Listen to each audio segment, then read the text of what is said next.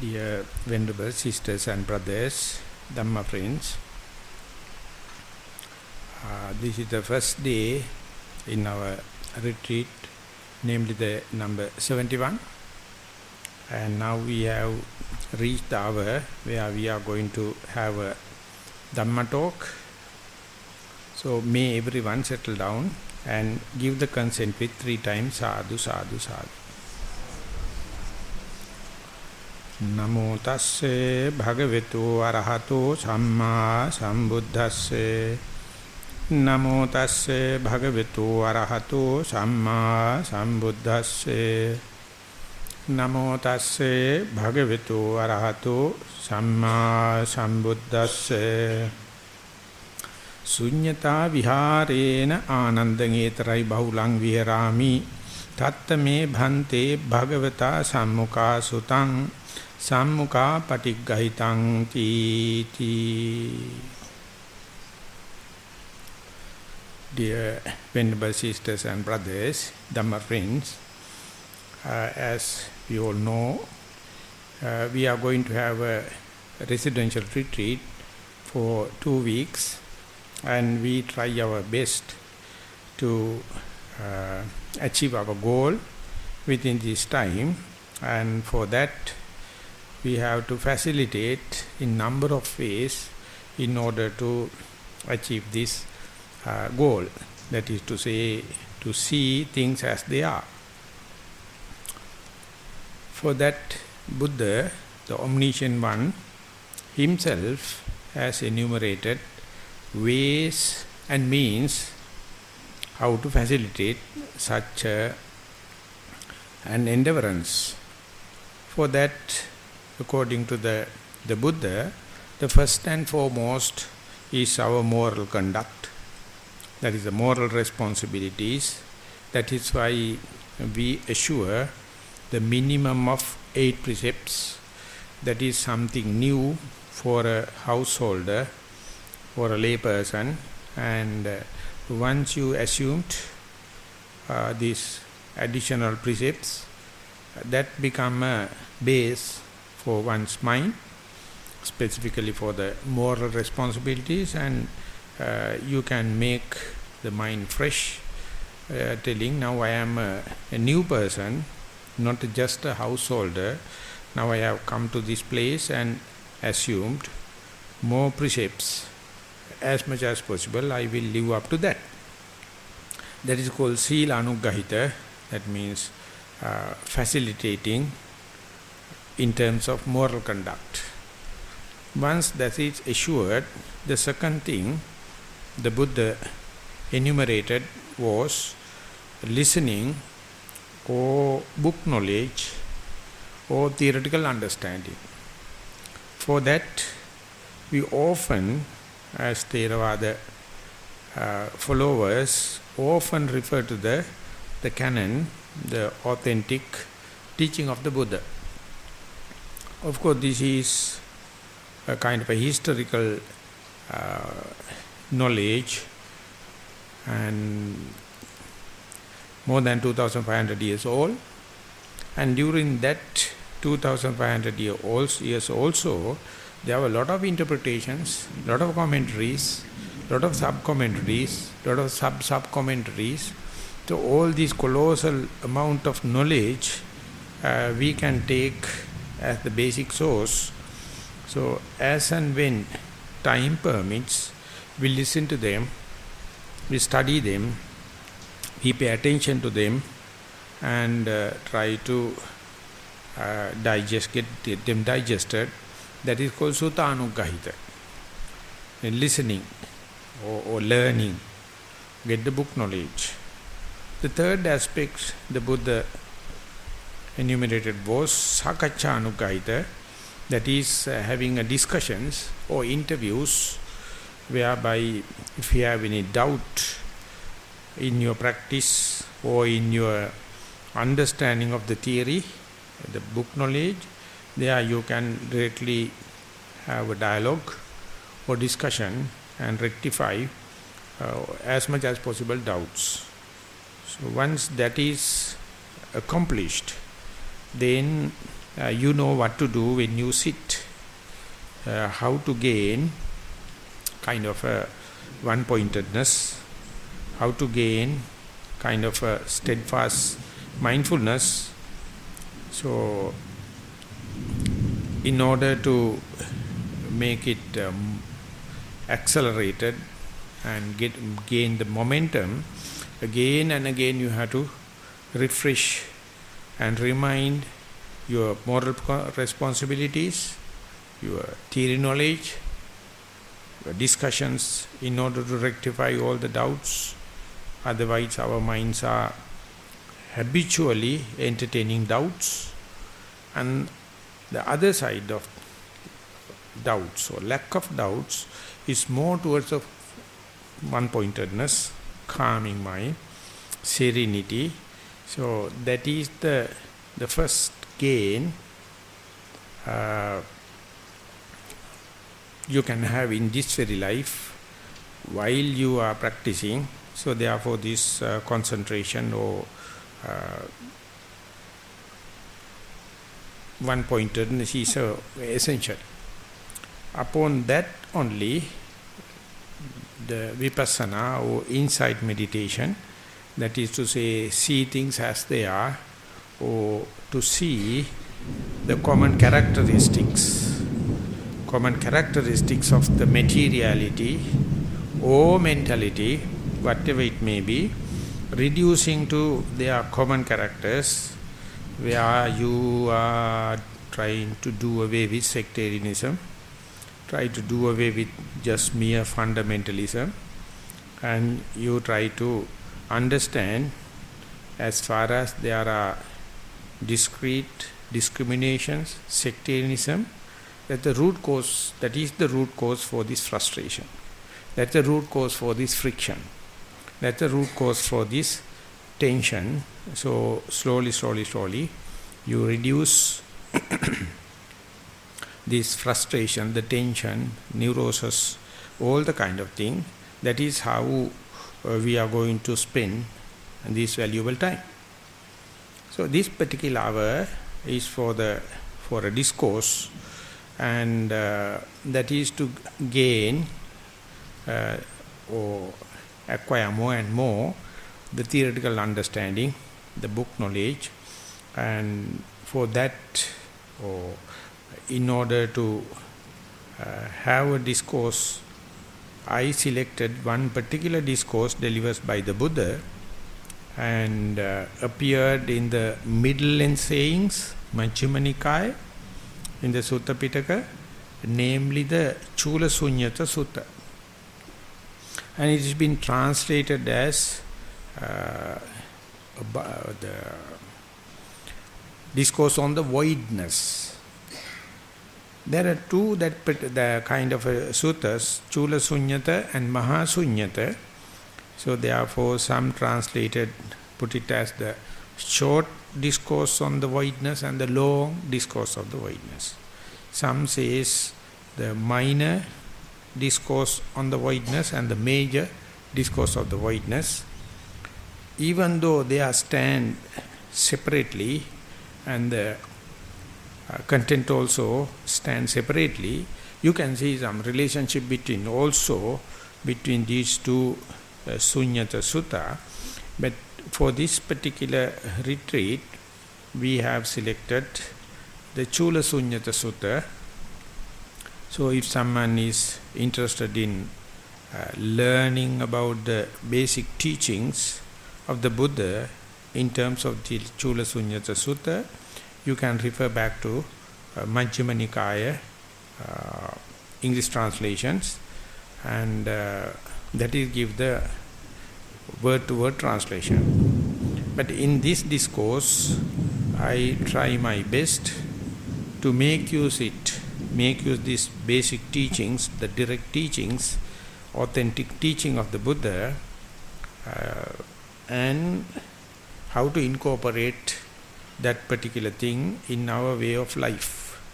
That is to say, how to incorporate that knowledge, that theory, when we are doing sitting meditation, when we are doing walking meditation, when we are spending time during the retreat away from sitting and walking. So this is how we are going to elaborate it and get the connection to our meditative life. So with that intention, I gave a quotation of that particular sutta, that is Pali, direct Pali quotation. Sunyatha viharena ananda etarai bahulang viharami. One day, Venerable Ananda and the Buddha were living in Savatthi, that is the most favorite place, became the base for many discourses, and both of them were in the Pubbarama, that is in the eastern side of the Savatthi, known as Migaramatu, that is meant the devotee, the female devotee, Visakha, has been offered. So while there would have been some kind of a free time where Venerable Ananda reached the Buddha and pay respect in the traditional way, after adjusting his robe onto the left shoulder, pay respect 3 times and make this statement, Sunyatha viharena ananda etarai bahulang viharimi. One day, Bhante, do you remember when we were in Shakyan area and the particular town, you uttered, Ananda, now I am often abiding in voidness. This is what I heard, and I kept that in my mind. So, Tattame Bhante Bhagavata Sammukha Sutan Sammukha Patigayita. I directly listened from you. I directly learned it from you. So, how much? Then Venerable Ananda says, Kochibante Susutan Suggahitan Sumanasikatang Suparidharanti. Bhante, did I really listen it correctly? And I learn it correctly, remember it correctly, and digest it correctly. So this is a kind of a reminder to the Buddha about on this particular term, Sunyatha viharena, abiding in void. Have I correctly listened it?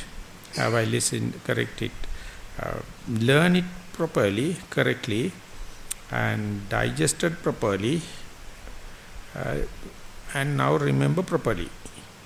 So it's a kind of the assurance Venerable Ananda expect from the Buddha.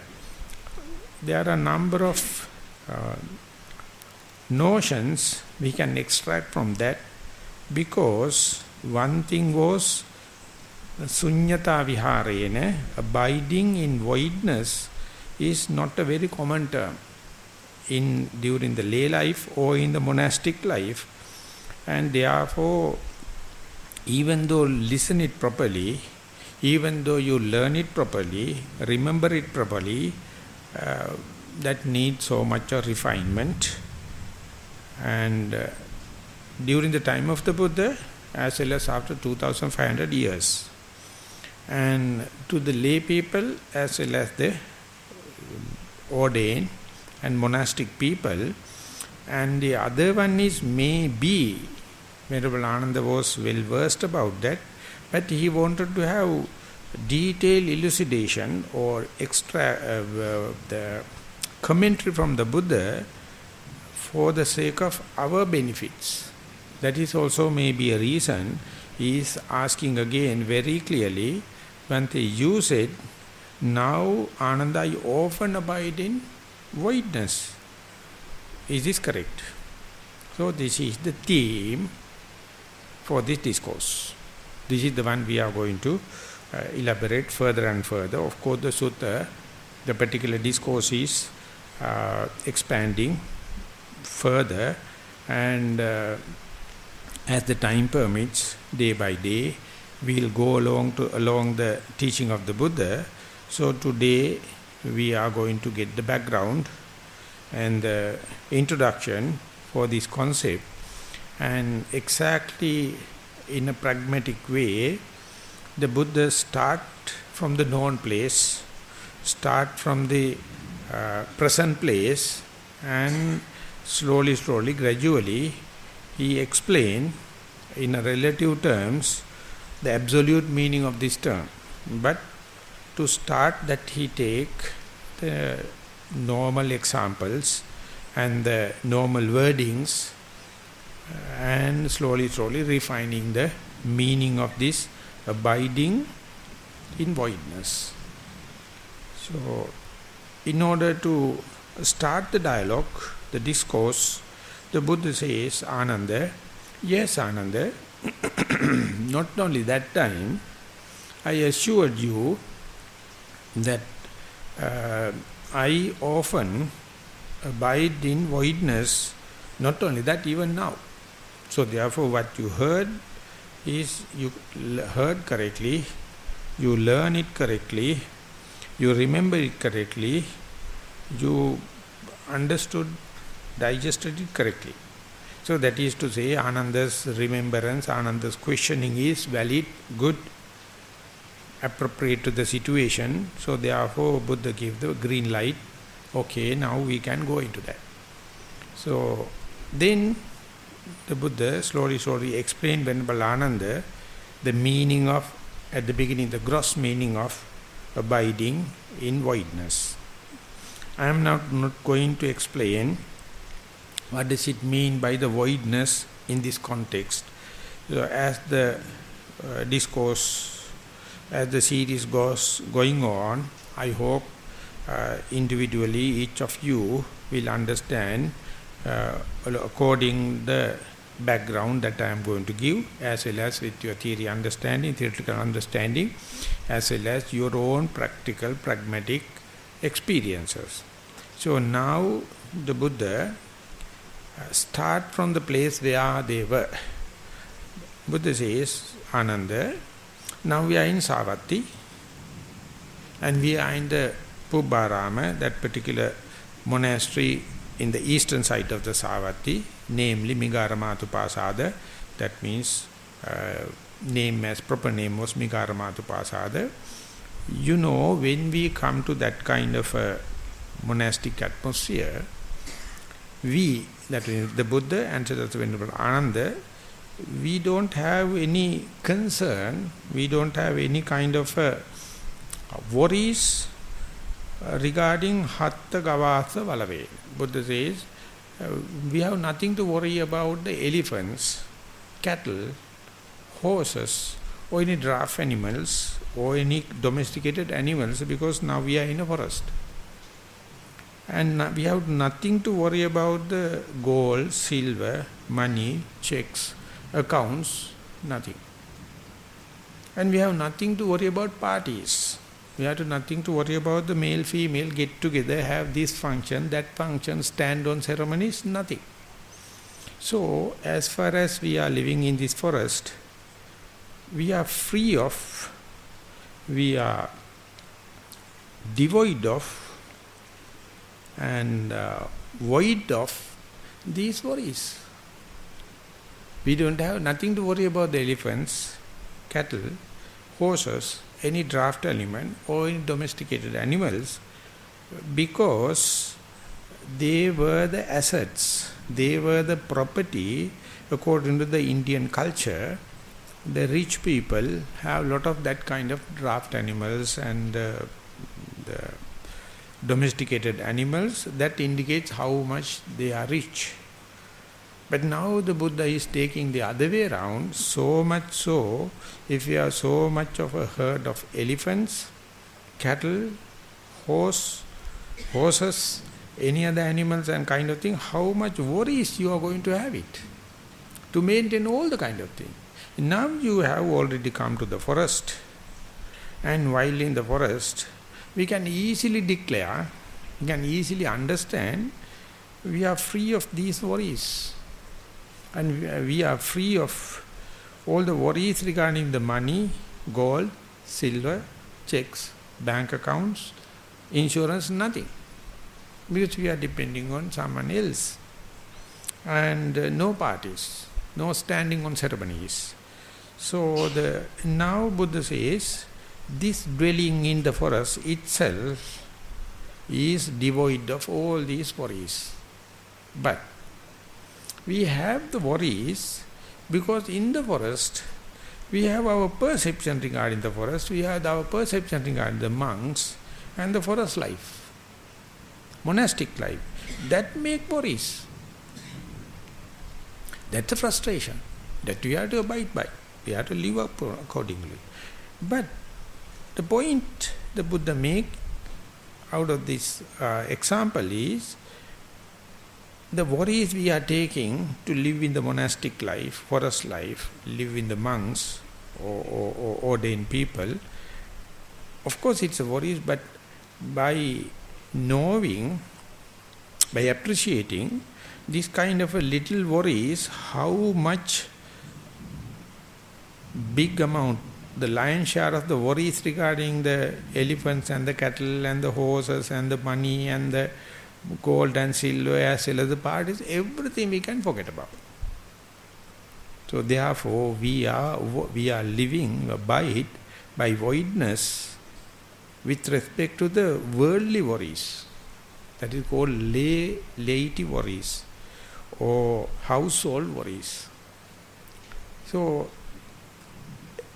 imagine if I am to going to give this talk to a worldly people living in the houses, still worrying about the elephants and the horses and cattle and the money and all the kind of thing, and thinking about tonight I have a party because now we are in the Sinhalese New Year time, and tomorrow we have to go this and that. If such a person, if I am going to cite this example, they will not be happy. But the people now I am confronting is already one step ahead. You have already come to a forest and you came with your own initiative and you appreciate dwelling in the forest. Even such a ceremonial time is not compelled or promoted by Nissarana. You yourself have already decided. Even there are a lot of gatherings and standing on ceremonies and involvement of the money and the gold and the silver and a lot of other ceremonies. All these you yourself individually have taken to give it up and then come and dwell in the forest. And therefore this Sunyatha Sutta the starting point itself is very really addressing to the already renounced people. Of course you will not be happy, lay people will not be happy to say that we are fully renounced. But definitely you will appreciate temporarily for 2 weeks you are renounced. How much you are appreciating it, how much you are valuing it. So that valuation, that appreciation come not with the pleasure you are going to have, not with the meritorious deeds you are going to accumulate, but how much worries you have given up, how much frustration you have given up, how much neurosis, how much kind of a friction in the day-to-day life you have given up. So when such a thing happens, in the sense that you have taken your own decision, but still if you are not appreciating that very single first step, you will find very difficult to appreciate this sutta. You will find very difficult to understand the term of voidness or sunyata. So therefore this very first step is very, very important. We have already taken a step. If we are not appreciating the very thing we have done, we are a misfit. We become black sheeps.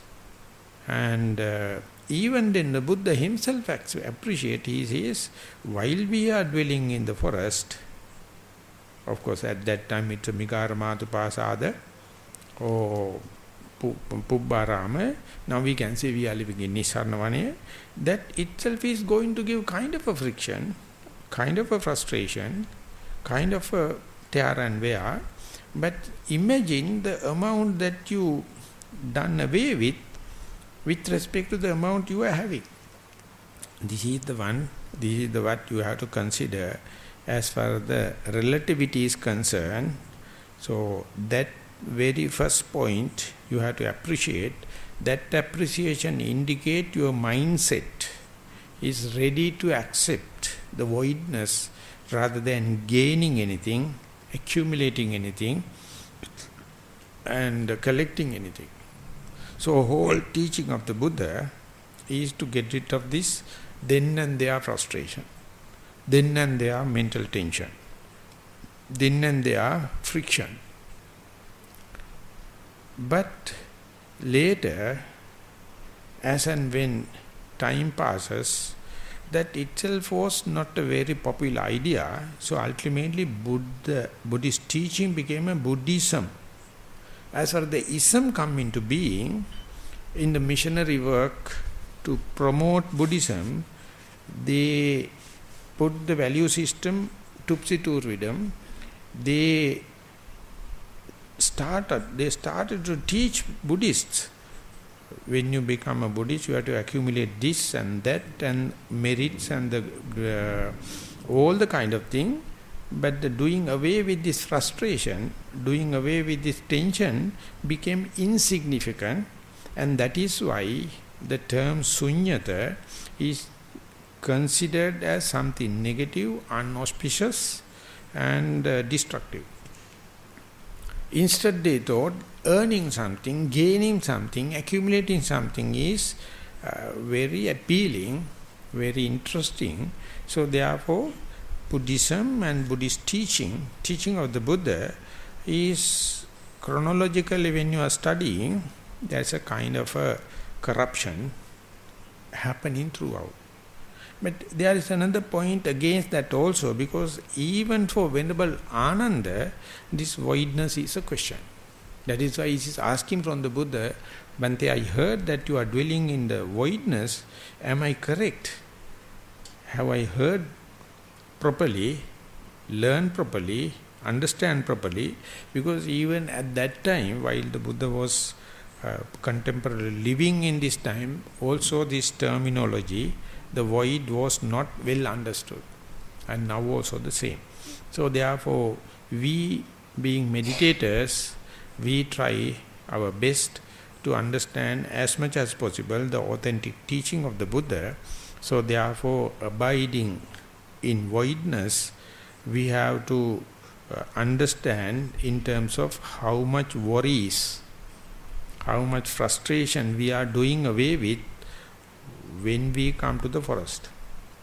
Therefore, when and where the Buddha prescribe or recommend the mindfulness on in-breath and out-breath, he prescribed macro and microclimate. Without that macro and microclimate, he himself admit familiarization and keeping the breath face to face is a huge task. It's a very subtle task. So therefore he says, if you wish to have mindfulness and later to have the concentration on the breath, aranyagatova, rukkhamulagatova, sunyagaragatova.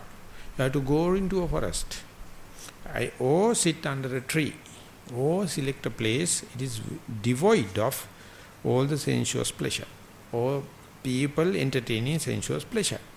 So that is why we select this kind of monasteries, forests, and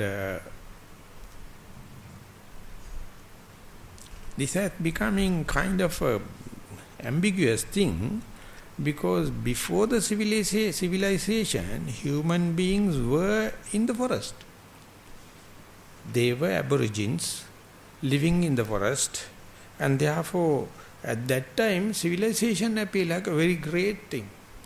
And people came out of the forest, started putting up villages, and then cities, and then capital cities. Ultimately civilization went further and further. What happened was your frustration increased, tension increased, friction increased, burning nature of the mind increased.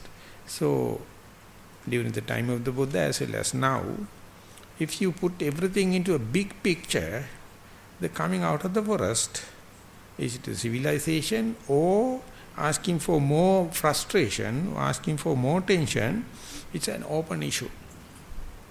So now from the cities, from the capital cities, now we again seek to come into the forest and see the difference. When you come into the forest, if your mindset is ready to give up at least temporarily, you are thinking about the elephants, the horses, cattle and all the domesticated animals.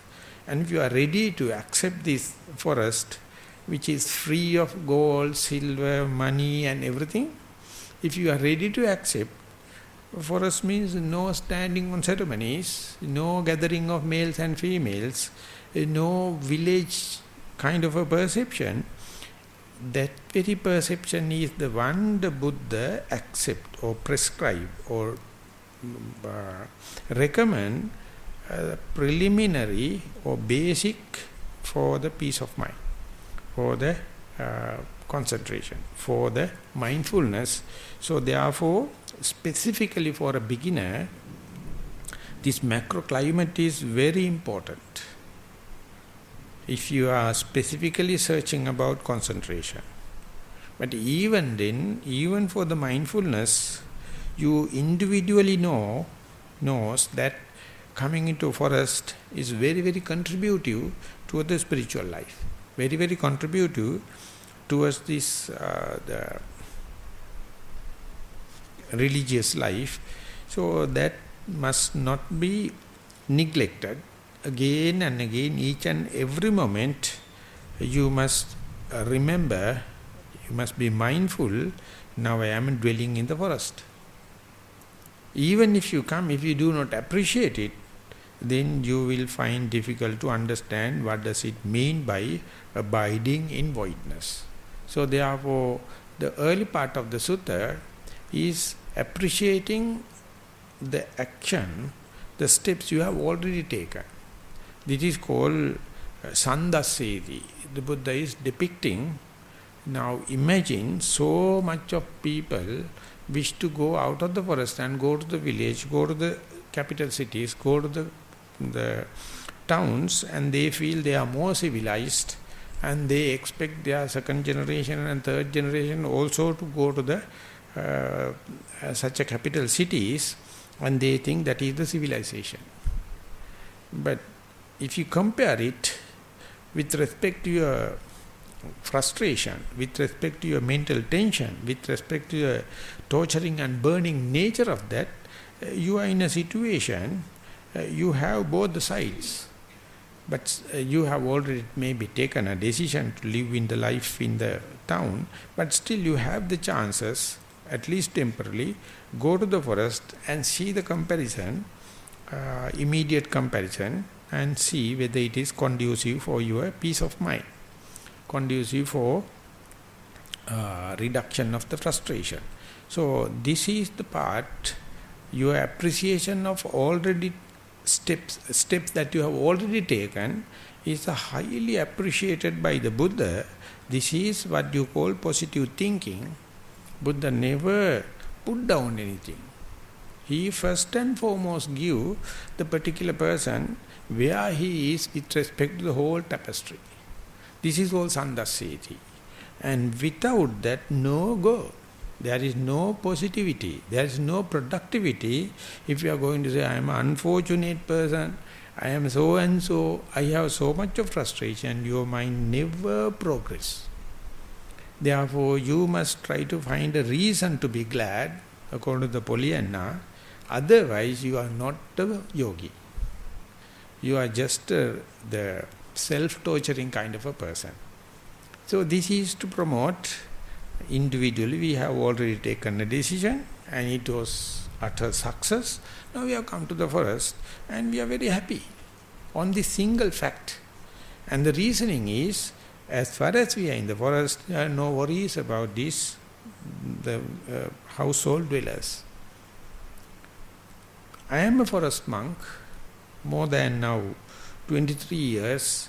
I know how many forest dwellers are worrying about and frustrated about the forest. They are not happy in the forest. It appears like a very big achievement, but even if you go to the forest, if the mindset is not positive, if the mindset is not appreciating what you all are, what I am doing, I have to say sorry. Because this mere going into the forest won't give any kind of a step, unless otherwise you appreciate. So therefore the Buddha first depicted, it is called Sandasseti, and then Samadapeti, Buddha make that particular person accept and rejoice on his or her action. And there the Buddha is explaining his own past life, Jataka stories, and his own life before the enlightenment is exactly the same. We all have taken these steps, starting from different points, but each and every one we have taken, and that itself has cut off so much of frustration. But our mind is always searching about worries, appreciating worries. So therefore, more than the amount of worries and the frustration cut off, our mind is always thinking about the existing little worries and make it more prolific by storytelling and dwelling on that particular thing in the negative way, and that is the one you have to get rid of if you wish to understand the meaning of dwelling in the voidness. According to the Western studies, they are still waiting to say that kind of a mindset, that kind of a positive thinking is a genetical one or conditioned by the circumstances and the external thing. Some people genetically positive. They can understand, I have taken a step to go to the forest, now I have already gone. I know how much release it is as far as the frustration is concerned. For such a person, when he or she is listening to the teaching of the Buddha, Buddha also appreciating the same. He says, this is the place you are and you must rejoice it. So this is the early part of the discourse.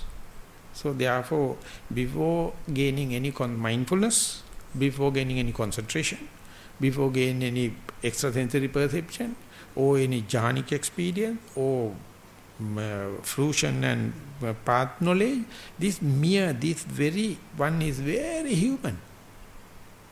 It's very human. It's tangible. It is perceivable. And if you fail to understand it, I am dead sure the future of these courses will be utter failure. So this is what you call the positive thinking, appreciation of the thing that you already done. And when and where you try to make that kind of a mindset, you can see our rational thinking, our inferential knowledge is always worrying about worries. It's searching about worries. It never think about the relief you got. And the existing little thing make a big fuss. And as far as that is there, that is you are being honorarily given a degree as Putujjana. You are a commoner. That is your honorary degree. You are very happy about that. You are talking more morning to evening about the worries. Morning to evening about the mistakes. Morning to evening about others' mistakes. Past mistakes. Future mistakes. But hardly you will dwell upon the present moment where no worries.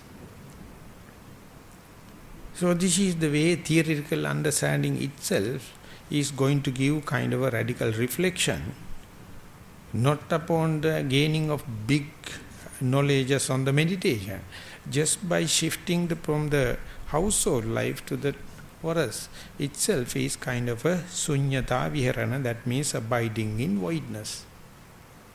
And if that is appreciated, then the Buddha says, you make yourself happy to live more and more in the forest, and the mind is plunging and living in the forest life happily, thinking it's my conscious decision. I am supposed to live in the town, the household, but conscious decision I have taken, temporarily or permanently go into the forest, so you are very happy. It is not a mishap. It is not a coincidence. It is not a impromptu. It is a calculated decision. And that decision is pakkhandati. Pakkhandati means you plunge into that, entertain the forest living. Pasidati, and that means you are developing kind of a confidence. The forest living, the abide in voidness, is the one we have to appreciate in order to get rid of this frustration. And therefore you more and more you put forth your effort, more and more you spend more and more time in the forest, your confidence slowly increasing. Even the 99.999 population is wrong. Your decision, your endeavorance will give more and more confidence. That you have to be very sensitive, and more you going into this kind of a mindset, steadfastness. You understand that majority think about this kind of a engagement and party going, gathering more and more money and other assets, but they hardly consider the amount of frustration they are undergoing through them. But their mind is so conditioned by this, the society, the external knowledge, worldly knowledge, they miss the bus. They're still accumulating so much of assets, and even on the experimental basis, you go to a forest and dwell there, and you will understand that it is unshakably truth. In that sense, I would like to appreciate the comparison or parallelism between these scouts and the girl guides together with the monk's life. Sir Baden-Powell, he saw it. He put it as a challenge, and the training for the young people, give up all the facilities, go to the forest, live as a scout, Boy Scout or Girl Guide, and see how much it is happiness with respect to this all organized and infrastructure and the communication when you live in the forest.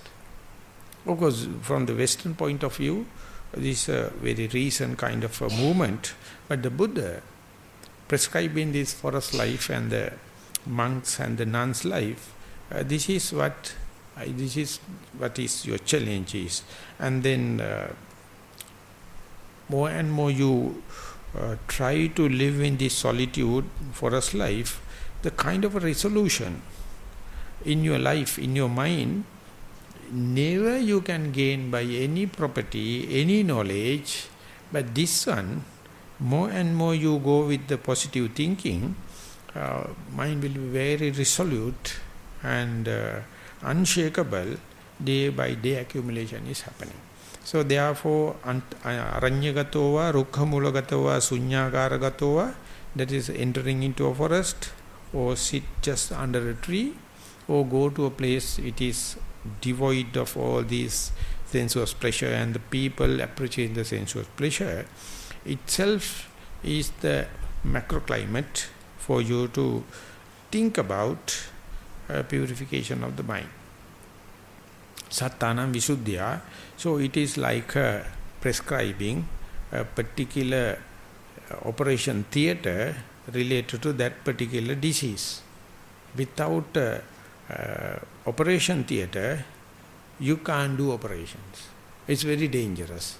Exactly the way, if you understand this frustration and the tension, how far it is rooted in our life, if you wish to experience the other side, the contentment of the life, you must understand the macroclimate is important, just like operation theatre for a particular operation. So this natural thing the Buddha is prescribing, we have not completely devoid of and avoid of, still we have little area of forests. Civilization is completely against it. It is chopping and cutting and wasting all the forest. And they put up buildings. They put up concrete buildings. And now it is a very obvious fact, but they can't stop it because we are in such a momentum destroying this kind of a natural dwelling and instead put up this concrete this thing. So therefore we will be, by accepting this kind of abiding by voidness, we will be rather nature loving, back to the nature and understand the environment, and we can understand why this climatological situation and the disease situation is so aggravated, and it is becoming very aggressive because we were aggressive to the nature. Instead, if you love living in the forest, at least in the temporary basis, that will be an eye-opener for someone to think. And it is not a mere eye-opener, it's an omniscient knowledge. It is not an accident, it is the teaching of the Buddha. To teach with such a confidence, he went through the mill and understood it. Then he comes and says, if you wish to have your peace of mind and the health in your physical and verbal, please come back to the nature. Without that, whatever you do may be kind of a relief, but it is temporary. Definitely you will fall back to the same trap in a more aggressive way. But instead, if you are going to appreciate this Sunyatha Viharana with the help of this proper natural atmosphere, our main gain is the appreciation of the very thing. So that is called Sandaseti, Samadapeti, and then onward the Buddha is slowly explain how to get rid of the existing little frustration, that is frustration regarding the forest, frustration regarding the monk's life and the monks, and how to get rid of. To have that positive mind, positive thinking, you must appreciate already taken a step. So that is the early part of this discourse, and you have to have this mindset to appreciate the proper atmosphere, proper background or macroclimate, and that itself may be a very difficult thing, because the way Buddhism is sold and advertised and make business out of Buddhism is completely going against this kind of a thought. They say it is like a pharmaceutical medicine, do this and that and you are going to get this and you must pay this much. That is what we call the Western Buddhism. They never think about adjusting ourselves into the society or adjusting ourselves according to the requirement of the Buddha. They try to bring Buddhism to the town. I mean, it is not impossible, it is also possible, but you must understand, if you really wish to have a lasting decision, lasting gain, you yourself must sacrifice yourself and to go back to the nature and try to get this peace of mind, lack of frustration, second nature. You are back at home. So that is why the Buddha, born in the princely family and ultimately renounced, and he was so happy, lived 45 years and set an example, and still the tradition is maintaining. So maybe this talk appear like everyone to get ordained and everyone go into the forest. That is not my intention. What I am telling is, while you are living in the forest, please appreciate it. Please understand it is your single own conscious decision. And if you do not appreciate it, if you are expecting all the 5-star hotel kind of facilities and all the kind of thing, you are disqualified to be a yogi. That's a simple fact I am going to make. So therefore may be little difficult, but just like scouts go into the forest and put up a jamboree and living in a happy life, making impromptu arrangements and living a scout life. So exactly the same way, the going to the forest. And now the Buddha is progressing. Then he says, you have make the microclimate, macroclimate now appropriate for your noble quest. And now you want to go into the forest, sit comfortably, and then be attentive into the present moment. Here now I am. And when and where you come into the here now I am, not only that you are free from the frustration regarding the elephant and the horses and the cattle and kind of thing. Not only you are free from the silver and gold and the money. Not only that you are free from the party going people and gathering, you are free from the forest also. You are free from the right round people also. Now your attention is only limited to here, now I am. And that is only frustration, if at all. And now imagine how much you reduce from the forest life or monk's life or community life. You come and close your eyes, focus your attention here, and now I am sitting. When and where you try to feel like a pyramid or ant hill, now I am comfortably sitting, I am symmetrical, and I am relaxed. And of course it is not a heaven, it is a frustration, it is a friction. But your friction is reduced to the skin level. And how much you have done away with respect to the early example, now while you are living in the forest, you take little time away for sitting meditation, so-called sitting meditation, and reduce your understanding, reduce your perception to your very body. So, imagine if you can have one split second, one thought moment, fully contented, fully happy and very resolute. This is one of the greatest moments where my frustration, where my tension has been limited to the skin level. And you try to understand the maximum of it to the utter detail, grassroots level, each and every worry, each and every feeling, each and every perception, each and every manipulations in your mind, and understanding me and not me is a huge achievement. That is the point we can say. Now we try to develop mindfulness, understanding. We can put it this way. I am now, I will put it this way. As far as here, now I am. That means I am mindful of all the materiality like a pyramid of related to so-called my body. And the feelings related to my body. Perception related to my body.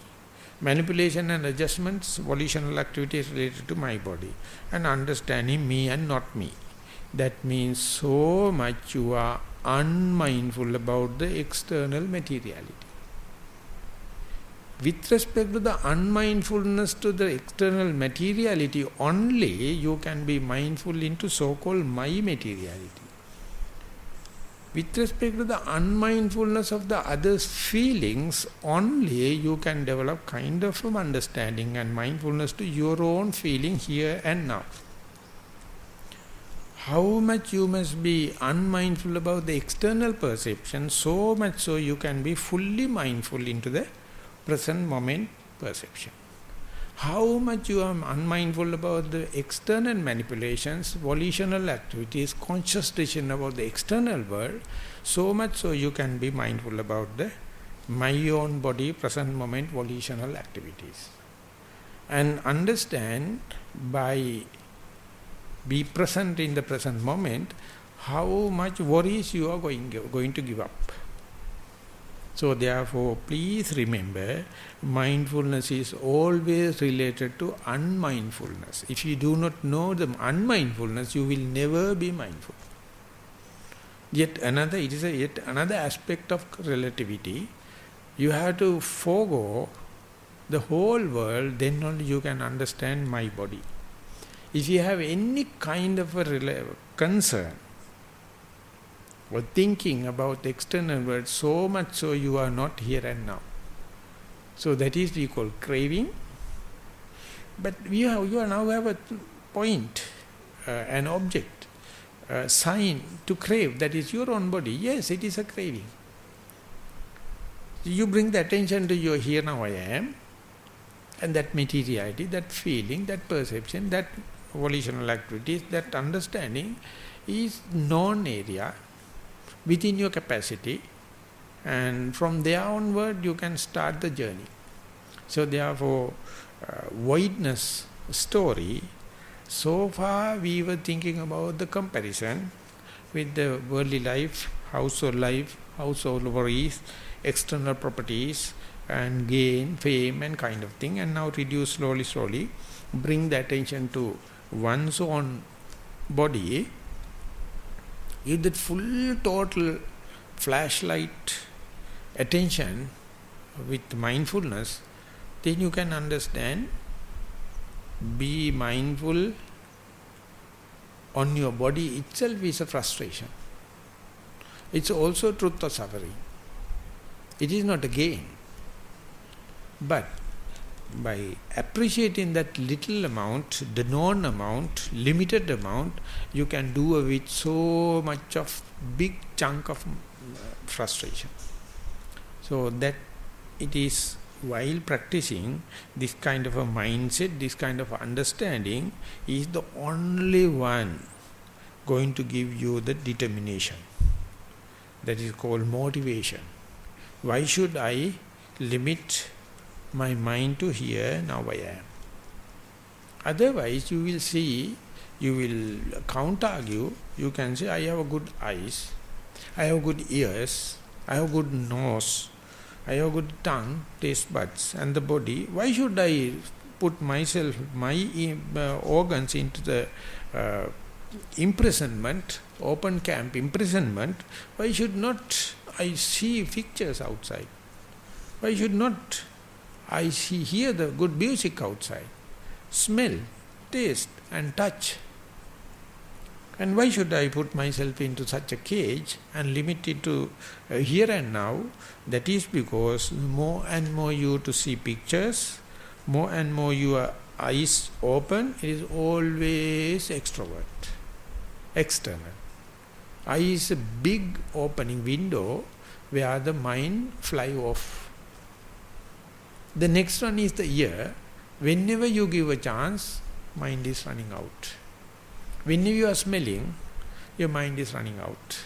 Whenever you are tasting, whenever you are touching, knowing that, the Buddha says, if you wish to understand the dwelling in, abiding in voidness, just consciously close your eyes, go to a silent place, don't entertain the smell and the taste, keep the body in such a way, just like a statue, don't move it volitionally, just see then what is happening within this capacity.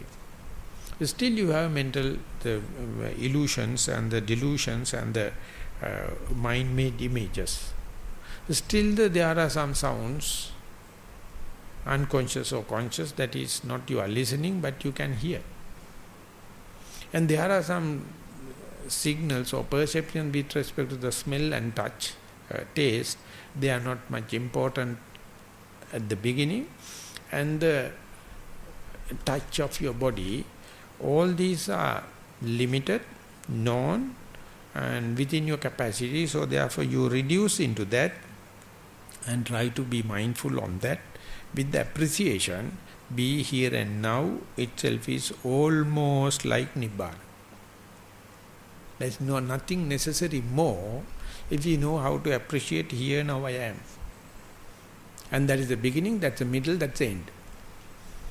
So that is the way you argue it, that's the way you put into the reasoning, inferential knowledge, comparative knowledge, and you can understand if this is such a relief, if it is such a free of frustration, if it is so easy under your very nose, but we can understand how our rational mind is hating that very thought moment. Here now I am.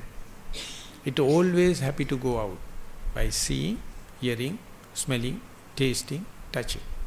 And that call, this is our will. I wish to see a lot of things, I wish to hear a lot of things, so much so, you are you miss the bus, you are not at home, you are not in your real nature. So therefore, comparatively, you have to take little time off, go to a forest and take this sitting posture and try to be here and now. And then appreciation itself is going to make a big difference in your value system. This is very difficult to sell. This idea is it will never be a popular idea. But if you really need kind of a change, if you need really kind of a spiritual and the religious change, this point is very significant. You can't overemphasize it. So therefore, bringing the attention back to here and now is such a significant. And the beauty of it, it need no any equipments, it need no any formulas, it need no any kind of other requirements, only the appreciation of the very thing. And recent researchers are really reconfirming this understanding and dwelling in the present moment is only possible for human beings. Not a single other being proved that they can live and appreciate in the present moment. So therefore, if you love your well-being, if you have any compassion to yourself, if you have any loving kind to yourself, you must at least train towards that and let the mind to dwell in the present moment. It's a kind of a dwelling in the voidness. And that is why, or otherwise we can say, we hate so much of the voidness. We always happy with the accumulation and the gathering and kind of thing. Therefore, the voidness itself we consider as a negative term. Now, Buddha is using that term. He reinterprets it and he says it's a void of frustration. It's a void of tension. It's a void of torturing.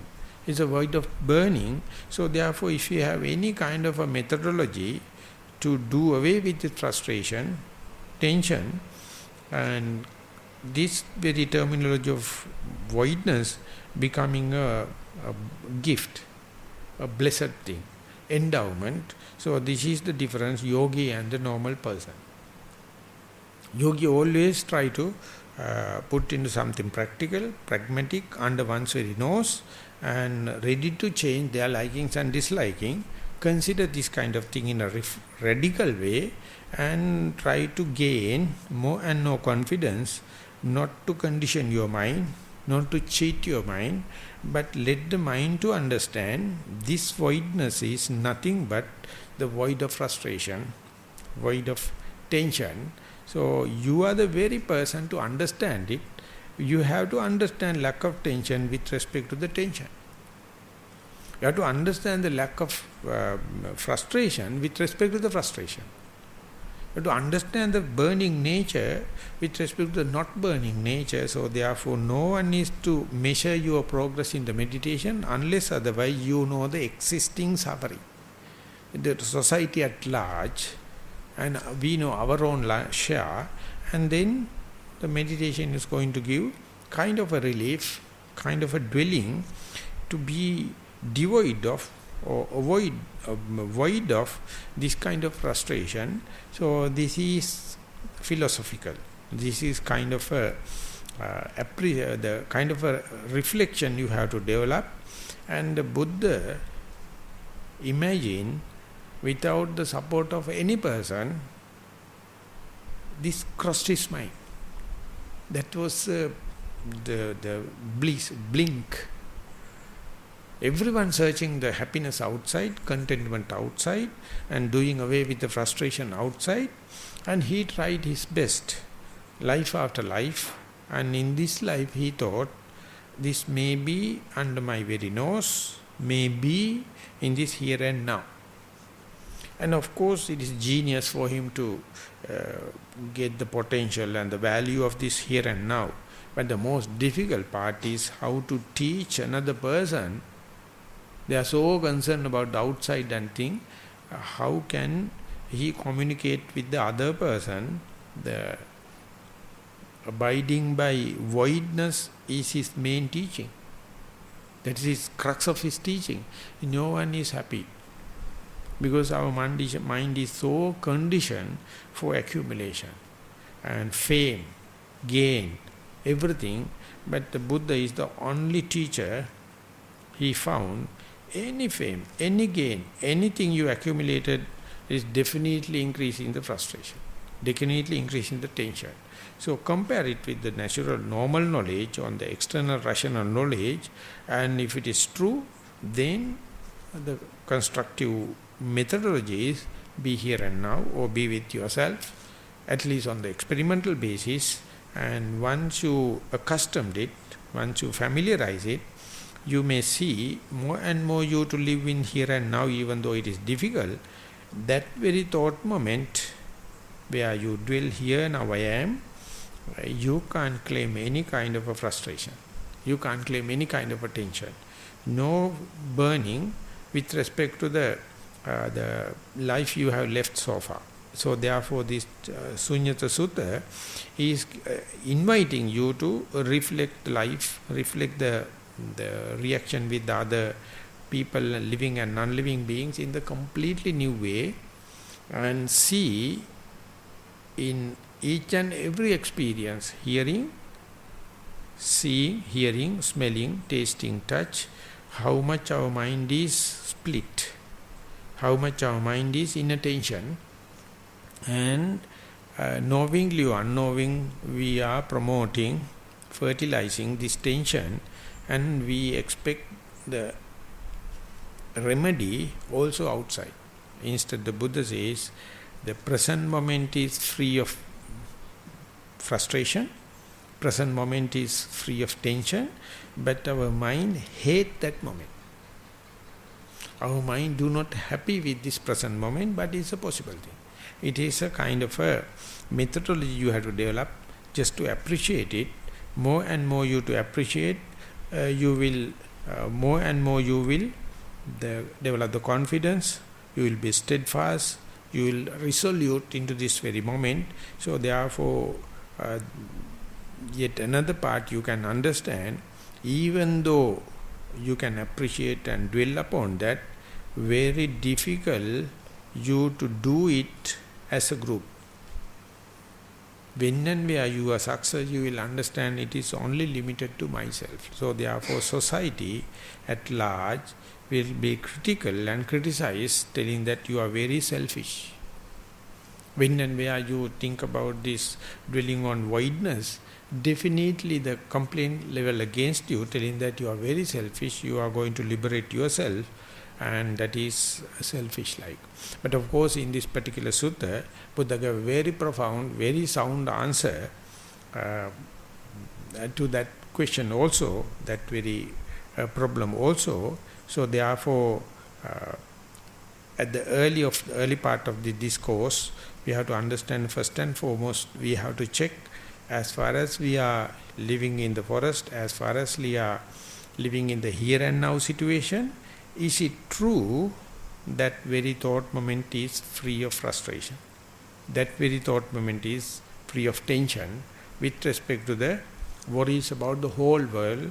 So that one has to verify, one has to understand within oneself, may be limited to oneself, may be limited to one place, may be limited to one posture, may be limited to one particular sign, but assurance is there. Once you familiarize, once you develop, that means cultivate it, slowly, that will go beyond the posture, beyond the object of meditation, beyond the place.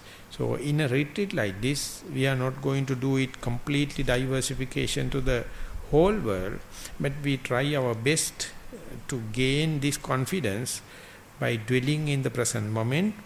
Can we dwell or abide by the voidness?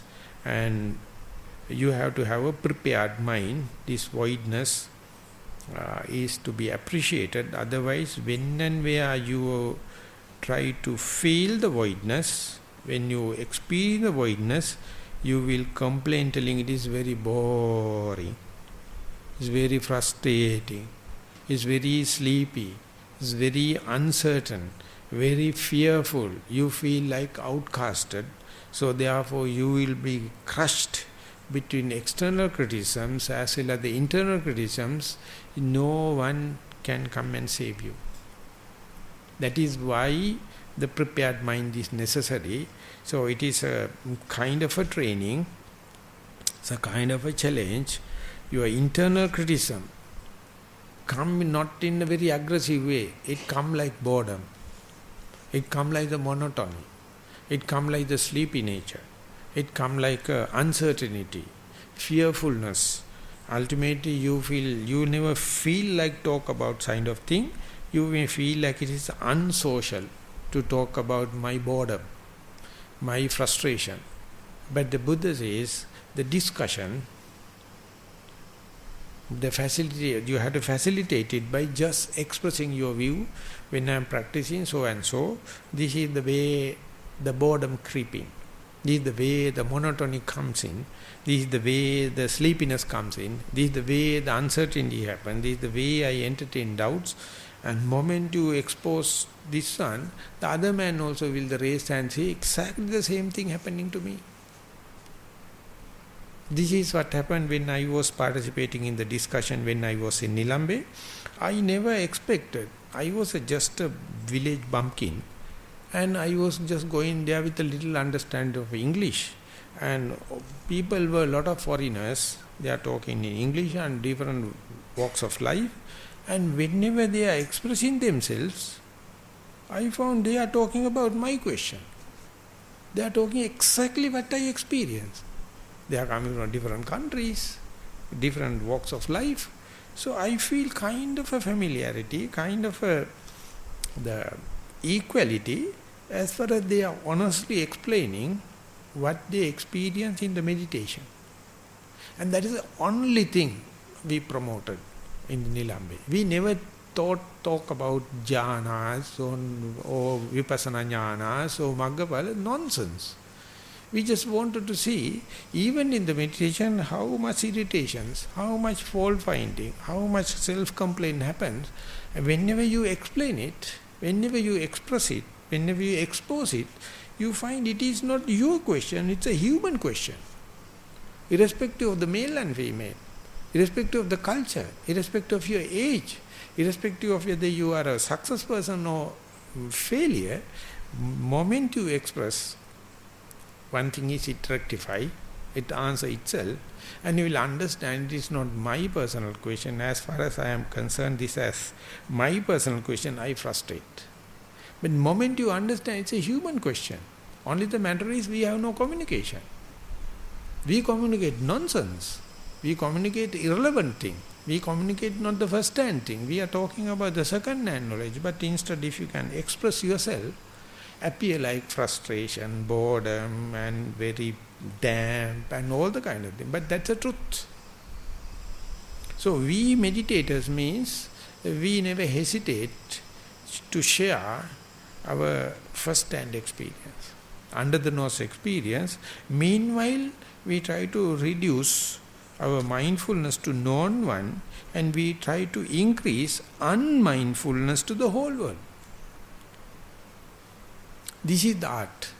You have to develop unmindfulness to the whole world, then you have enough reservation, you can focus the attention, mindfulness to the particular little point, and then you understand more and more you focus to one little point, naturally you are unmindful to the whole world. Unmindful to the whole world means unmindful to the whole world full of frustration, whole world full of tension.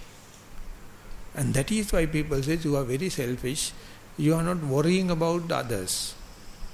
That they try to impose through the media. You listen to the radio news, or you listen to the TV news, see the newspaper, they bring all the worries from all the corners of the world and put into you within 5 minutes. How in a rush they are putting all the frustration, all the bad things, and we feel so happy. More than a meal, we get our daily dose of frustration through news. Going into the forest means birds, creatures, and the beetles never bring news. Never. They sing when the sun rises. But this dirty fellow called human, whenever gossiping, they bring all the kind of filtered knowledge and put in a pelleted form into your heart. Ultimately you brood overnight. Next day morning also you are very happy to socialize with the people, idiots, and they bring their own dose, and we are also happy, and then we are waiting to put our own dose into his eye, his ear. That is what we call gossiping. Please stop it. Who can remove your frustration? Who can give the answers for you? They are in the much worse situation than ourselves. So therefore we must have the confidence, the relief of the frustration, the relief, the tension is in the here, now, with my body. We give the full attention and see how much other people are afraid of, frightening to be here and now, and they feel like they have seen a ghost. Whenever you come to here and now, you feel like you have seen a ghost. Because internally there is no such a pure being. All the defilements are there. That is why we put up makeup, face lifting. Because you know our face is dirty and face is ugly. Everyone. Just be. And then we understand it is not my own problem. It's a human problem. Why should I shoulder all the human frustration? We share with the human, of course with the conscious human, mindful humans, and then you will find more than our family members, the meditators are so trustworthy. We can share, we can spare unlimitedly. So that is the best of mindfulness, that become our blood. As far as mindfulness is circulating, we feel the metabolic functions, everything happening very nicely. So therefore associate as much as possible people who knows about the abiding by voidness, or abiding by the here and now, or abiding by the mindfulness, and you find very easy to associate them. Their communication is very precise, ever releasing the pressure, sharing their own agony, but the bitter but truth. And ultimately so not so much of talking, but by mere association we learn this new art that's called way of living. And once that is happening, you find that how much our minds are crafty, how much our rational mind, how much our inferential mind is crafty and searching about our daily dose of mindful the frustration. Always happy to listen others' mistakes. Always listen to about the past mistakes, future mistakes, other places' mistakes. That means it is searching about its own dose of frustration. But whenever you become mindful, you can understand, you can have a filtered accumulation, and slowly you know that more and more you confine your mindfulness to known area under your guidance.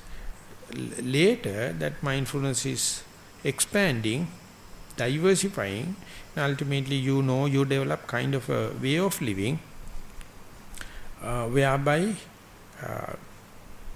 don't try to share all the frustration of the human mind as myself. You rather understand this is something common for human beings, so why we should not discuss them and understand, rather than shouldering the whole lump as a single person. Slowly you will see your egoistic idea, the personality, the personal view, is the margins are slowly dissolving, and sharing capacity, the confidence will be slowly increasing. So therefore it is not a simple, completely a personal thing, it is related with the society. It is not completely social and related external, but internal also. So that is why the meditation is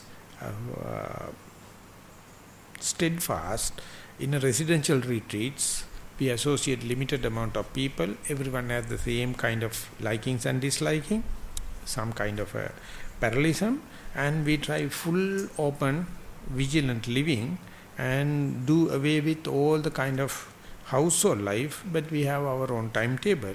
Of course it is difficult, it is not much interesting, it is not motivated to that, but we must have enough faith, we must have enough energy and the mindfulness, and slowly hopefully you will understand this art of living, the forest living.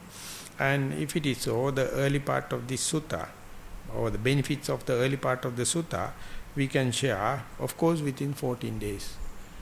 With that wish, I would like to sum up the today's talk. Thank you very much for listening.